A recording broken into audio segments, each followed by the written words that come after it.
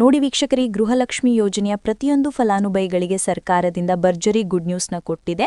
ನಿಮ್ಮ ಬ್ಯಾಂಕ್ ಖಾತೆಗೆ 2,000 ಹಣ ಬದಲು 4,000 ಹಣನ ಸರ್ಕಾರ ಜಮಾ ಮಾಡ್ತಾ ಇದೆ. ಅದೇ ರೀತಿ ಅನ್ನಭಾಗ್ಯ ಯೋಜನೆ ಅಡಿಯಲ್ಲಿ ಪ್ರತಿಯೊಂದು ಕಾರ್ಡ್ದಾರರಿಗೆ ಇನ್ನು ಮುಂದೆ 5 ಕೆಜಿ ಅಕ್ಕಿ ಬದಲು ನಿಮಗೆ ಇಂದಿರಾ ಕಿಟ್ನ ಸರ್ಕಾರ ವಿತರಣೆ ಮಾಡ್ತಾ ಇದ್ದು, ಈ ಒಂದು ಇಂದಿರಾ ಕಿಟ್ಟಲ್ಲಿ ಯಾವ ರೀತಿಯ ಆಹಾರ ಪದಾರ್ಥಗಳಿರುತ್ತೆ ಮತ್ತು ಗೃಹಲಕ್ಷ್ಮಿ ಯೋಜನೆಯ 4,000 ಹಣ ಜಮಾ ಆಗೋದಕ್ಕೆ ನಾನು ನಿಮಗೆ ವಿತ್ ಪ್ರೂಫ್ ಮೂಲಕ ಮಾಹಿತಿಯನ್ನು ಕೊಡ್ತಾ ಇದ್ದೀನಿ.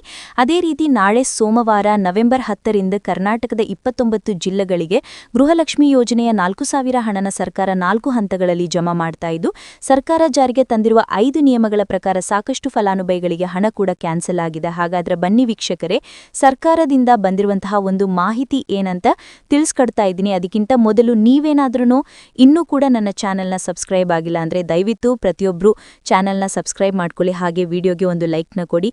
ಹೌದು ವೀಕ್ಷಕರೇ, ಗೃಹಲಕ್ಷ್ಮಿ ಯೋಜನೆಯ ಪ್ರತಿಯೊಂದು ಫಲಾನುಭವಿಗಳಿಗೆ ಸರ್ಕಾರದಿಂದ ಭರ್ಜರಿ ಗುಡ್ ನ್ಯೂಸ್ನ ಕೊಟ್ಟಿದ್ದಾರೆ.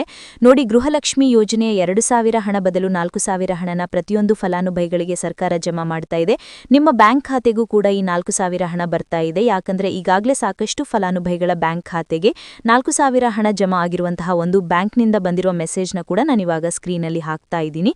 ಅದೇ ರೀತಿ ಈ 4,000 ಹಣ ತರ ನಿಮ್ಮ ಬ್ಯಾಂಕ್ ಖಾತೆಗೂ ಕೂಡ ನವೆಂಬರ್ 10 ಸೋಮವಾರದಿಂದ ಕರ್ನಾಟಕದ 29 ಜಿಲ್ಲೆಗಳಿಗೆ 4 ಹಂತಗಳಲ್ಲಿ ಈ ಒಂದು ಹಣ ಜಮಾ ಆಗ್ತಾ ಇದ್ದು, ಮೊದಲ ಹಂತದಲ್ಲಿ ಬಾಗಲಕೋಟೆ, ಬೆಳಗಾವಿ, ವಿಜಯಪುರ, ಧಾರವಾಡ, ಗದಗ, ಹಾವೇರಿ, ಉತ್ತರ ಕನ್ನಡ ಈ ಜಿಲ್ಲೆಗಳ ಪ್ರತಿಯೊಂದು ಫಲಾನುಭವಿಗಳಿಗೆ ಸರ್ಕಾರ ಮೊದಲ ಹಂತದಲ್ಲಿ ಗೃಹಲಕ್ಷ್ಮಿ ಯೋಜನೆಯ 4,000 ಹಣನ ಜಮಾ ಮಾಡ್ತಾ ಇದೆ. ಎರಡನೇ ಹಂತದಲ್ಲಿ ಬೆಂಗಳೂರು ನಗರ, ಬೆಂಗಳೂರು ಗ್ರಾಮಾಂತರ, ರಾಮನಗರ, ಚಿಕ್ಕಬಳ್ಳಾಪುರ, ಚಿತ್ರದುರ್ಗ, ದಾವಣಗೆರೆ, ಕೋಲಾರ, ಶಿವಮೊಗ್ಗ ಮತ್ತು ತುಮಕೂರು ಈ ಜಿಲ್ಲೆಗಳ ಪ್ರತಿಯೊಂದು ಫಲಾನುಭವಿಗಳಿಗೆ ಎರಡನೇ ಹಂತದಲ್ಲಿ 4,000 ಹಣನ ಸರ್ಕಾರ ಜಮಾ ಮಾಡ್ತಾ ಇದೆ. ಅದೇ ರೀತಿ ಮೂರನೇ ಹಂತದಲ್ಲಿ ಬಳ್ಳಾರಿ, ಬೀದರ್, ಕಲಬುರಗಿ, ರಾಯಚೂರು, ಕೊಪ್ಪಳ, ಯಾದಗಿರಿ ಮತ್ತು ವಿಜಯನಗರ ಈ ಜಿಲ್ಲೆಗಳ ಪ್ರತಿಯೊಂದು ಫಲಾನುಭವಿಗಳಿಗೆ ಮೂರನೇ ಹಂತದಲ್ಲಿ ಸರ್ಕಾರ 4,000 ಹಣನ ಜಮಾ ಮಾಡ್ತಾ ಇದ್ದು, ನಾಲ್ಕನೆಯ ಮತ್ತು ಕೊನೆಯ ಹಂತದಲ್ಲಿ ಚಾಮರಾಜನಗರ, ಚಿಕ್ಕಮಗಳೂರು, ದಕ್ಷಿಣ ಕನ್ನಡ, ಹಾಸನ, ಕೊಡಗು, ಮಂಡ್ಯ, ಮೈಸೂರು ಮತ್ತು ಉಡುಪಿ ಈ ಜಿಲ್ಲೆಗಳ ಪ್ರತಿಯೊಂದು ಫಲಾನುಭವಿಗಳಿಗೆ 4ನೇ ಹಂತದಲ್ಲಿ ಹಣ ಜಮಾ ಆಗ್ತಾ ಇದ್ದು, ಯಾವುದೇ ರೀತಿಯ ಪೆಂಡಿಂಗ್ ಇರುವ ಹಣ ಬಾಕಿ ಇಲ್ಲ ಅಂದ್ರೆ ನಿಮ್ಮ ಬ್ಯಾಂಕ್ ಖಾತೆಗೆ ನವೆಂಬರ್ 15ರಲ್ಲಿ ಪ್ರತಿಯೊಂದು ಫಲಾನುಭವಿಗಳು ಗೃಹಲಕ್ಷ್ಮಿ ಯೋಜನೆಯ ಈ 4,000 ಹಣನ ಪಡ್ಕೋತೀರಾ. ನೋಡಿ ಸ್ನೇಹಿತರೆ, ಈ ಬಾರಿ ಸುಮಾರು 1 ಲಕ್ಷಕ್ಕಿಂತ ಅಧಿಕ ಫಲಾನುಭವಿಗಳ ಬ್ಯಾಂಕ್ ಖಾತೆಗೆ ಸರ್ಕಾರ ಗೃಹಲಕ್ಷ್ಮಿ ಯೋಜನೆಯ ಹಣನ ಜಮಾ ಮಾಡ್ತಾ ಇಲ್ಲ. ಕಾರಣ ಏನು ಅಂದ್ರೆ, ನಿಮ್ಮ ಬ್ಯಾಂಕ್ ಖಾತೆಗೆ ಡೆಬಿಟ್ ಮೂಲಕ ಹಣ ಜಮಾ ಮಾಡುವಂತಹ ಸಂದರ್ಭದಲ್ಲಿ ಸರ್ಕಾರ ಸಾಕಷ್ಟು ಫಲಾನುಭವಿಗಳ ಒಂದು ಬ್ಯಾಂಕ್ ಖಾತೆಗೆ ಹಣ ಜಮಾ ಮಾಡೋದನ್ನ ಕ್ಯಾನ್ಸಲ್ ಮಾಡಿದೆ.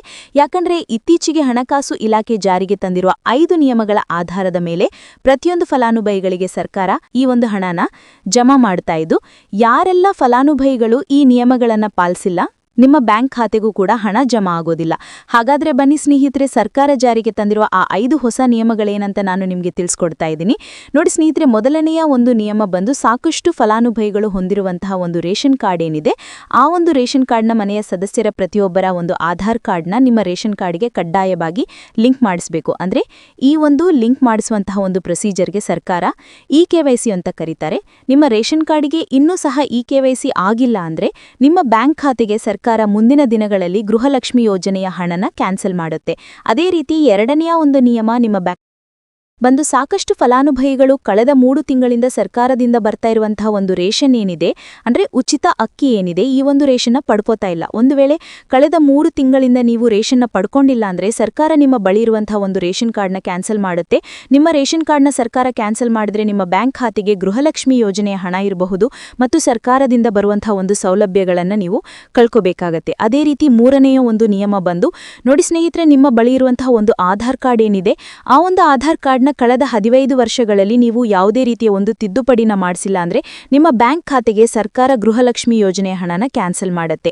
ಯಾಕಂದ್ರೆ ಸರ್ಕಾರದಿಂದ ಬಂದಿರುವಂತಹ ಒಂದು ಆದೇಶದ ಪ್ರಕಾರ ಪ್ರತಿಯೊಂದು ಫಲಾನುಭವಿಗಳು ಕಳೆದ 15 ವರ್ಷಗಳಲ್ಲಿ ಯಾವುದೇ ರೀತಿಯ ಒಂದು ತಿದ್ದುಪಡಿನ ನಿಮ್ಮ ಆಧಾರ್ ಕಾರ್ಡಿಗೆ ನೀವು ಮಾಡಿಸಿಲ್ಲ ಅಂದ್ರೆ ಕಡ್ಡಾಯವಾಗಿ ಆದಷ್ಟು ಬೇಗ ನಿಮ್ಮ ಆಧಾರ್ ಕಾರ್ಡಿಗೆ ತಿದ್ದುಪಡಿನ ಮಾಡಿಸಿ. ಅದೇ ರೀತಿ 4ನೆಯ ಒಂದು ನಿಯಮ ಬಂದು, ನಿಮ್ಮ ಕುಟುಂಬದ ಒಂದು ವಾರ್ಷಿಕ ಆದಾಯ 7 ಲಕ್ಷಕ್ಕಿಂತ ಕಡಿಮೆ ಇರಬೇಕು.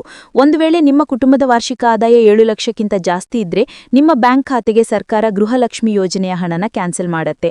ಅದೇ ರೀತಿ 5ನೇಯ ಒಂದು ನಿಯಮ ಬಂದು ನೋಡಿ ಸ್ನೇಹಿತರೆ, ನಿಮ್ಮ ಕುಟುಂಬದ ಸದಸ್ಯರು ಅಥವಾ ಗೃಹಲಕ್ಷ್ಮಿ ಯೋಜನೆಯ ಫಲಾನುಭವಿಗಳು ಯಾರು ಕೂಡ ಸರ್ಕಾರಿ ನೌಕರರಾಗಿ ಕಾರ್ಯನಿರ್ವಹಿಸ್ತಾ ಇರಬಾರ್ದು.